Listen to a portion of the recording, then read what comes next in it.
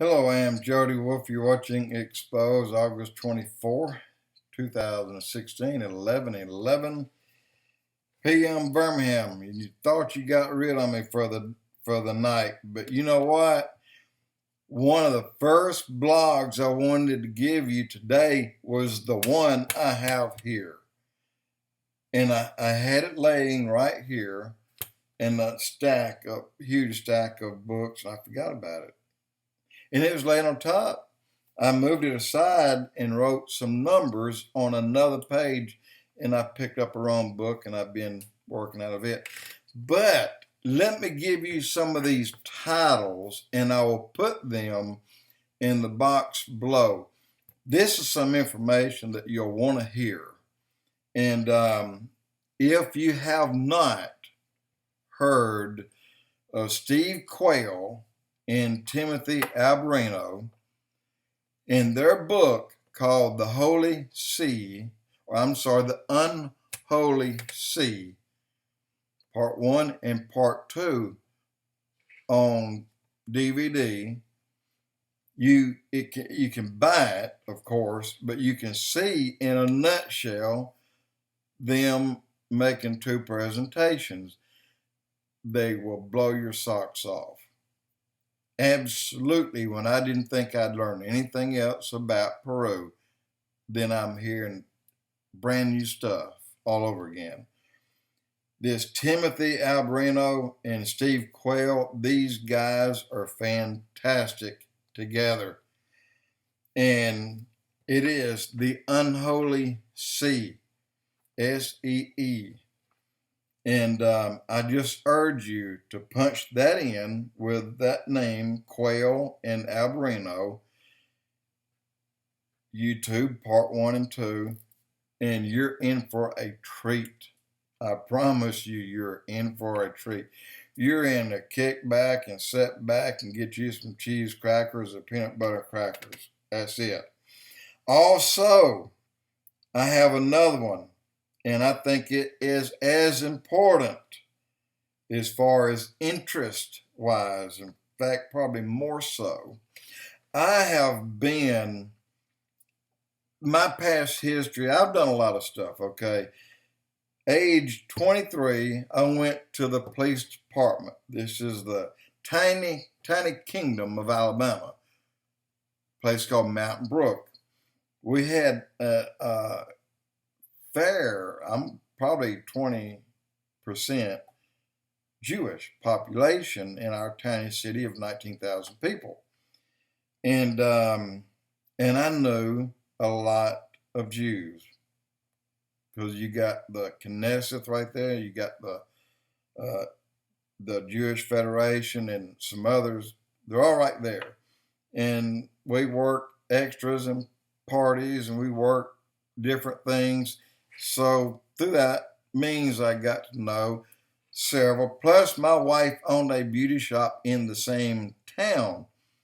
And then later, I bought a service station 3 doors from my wife's beauty shop. Through her, I got to know more, and I got more customers that were Jewish. And I never had a Jewish customer that I did not like. And I can say that in all honesty. I'm going to tell you one thing only about this one, and then this will pique your interest. I've got a whole big case of miracles and we're talking about miracles since 1948.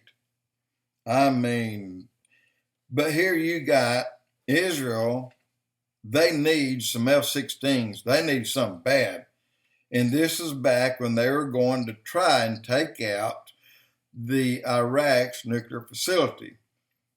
And they begged America to sell them these F-16s, and they wouldn't. They already had a contract to sell them to Iran, of all places. Something happened. Remember when Carter was in? And then Iran, it was Carter, the reason Iran took students hostage. It was Carter's fault because he's the one that kicked the Shah of Iran out and then got them back in, and then got the Shah to bring in Khomeini. Ahmadinejad, that little dummy. And when Ahmadinejad come in, then he runs out the Shah. Okay, that's how it goes. And then they took hostages. So there was a block. There was, you cannot sell not only these F-16s to Iran, you can't sell them a pack of butter beans. You don't sell nothing. So then they call Israel up. Say, hey, y'all want some F-16s? We got 6 of them. Israel said, yes, sir. They said, we have a problem. We cannot sell you the extended flight tanks. And it's some kind of policy that would limit Israel, within a certain area. But Israel, since everybody else chickened out, they had to go take out the Iraqi nuclear facility that they were building, that was built. So they took the F-16s without the fuel tanks. And they knew that when they took off and they were going over to take out the nuclear facility, they knew that on the return trip, they'd have to ditch all F-16s into the Mediterranean or whatever, the Red Sea they were crossing, which is unfortunate, but this is what they had to do. Either that or crash them. And that's a lot of money to pay, and they were doing this for us, for America, as well as for the rest of the Middle East and the rest of the world. When no one else would step up and do it, Israel said, we'll do it. And it cost them tens of millions of dollars to buy those F-16s, to bomb these Iraqi nuclear facility and then ditch them in the sea. And of course, not knowing the pilots would even survive. Let me tell you what happened. By some miracle, these mothers caught a tailwind. I take that back. I'll screw that up. They went into Iraq and they had to go in, and they're like skimming the water so close that they're parting the water over the Red Sea. I mean, like hightailing it, okay? And when they get in, they have 6 targets they have to hit. And going in at whatever speed it was, 1,200 miles an hour, 1,100, they're going a mile every half a second or something like that. But you figure they have to be deadly accurate or their mission's wasted. Well, they're skimming the water, and I mean 10, 15 feet above the water. It wide open. And then at the last possible second, they broke off 6 directions in tight breakout, released their bomb. They hit every single target. Shouldn't have happened. They expected 1 or 2, but no way did they expect to hit 6. They hit every target. Well, now comes the bad news. They're on the way back. And here they are getting it.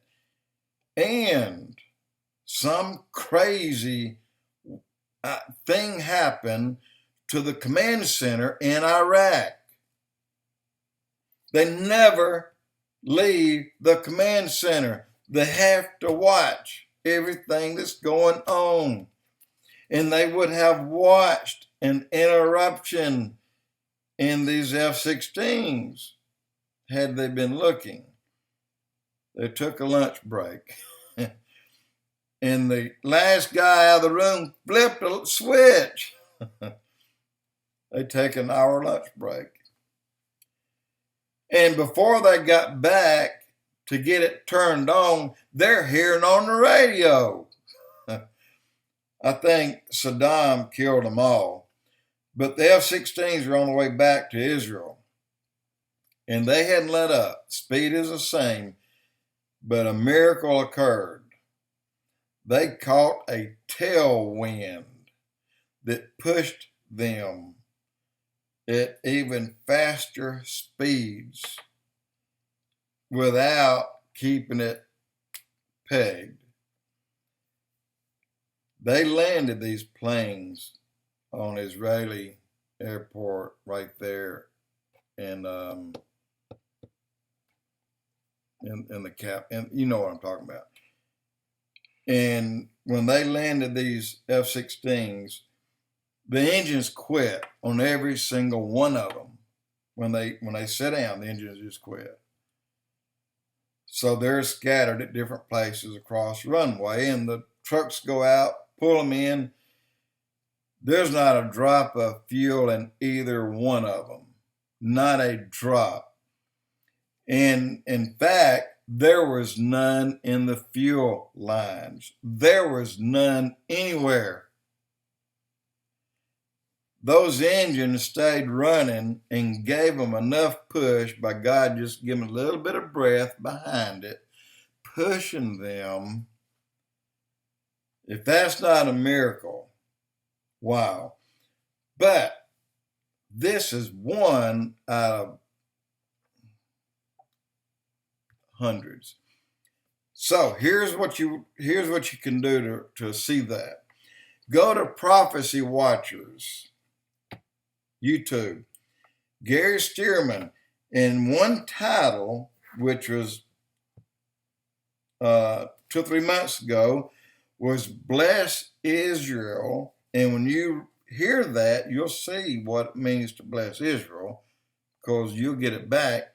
And then the other is called Modern Day Miracles. And this was put out 3 days ago.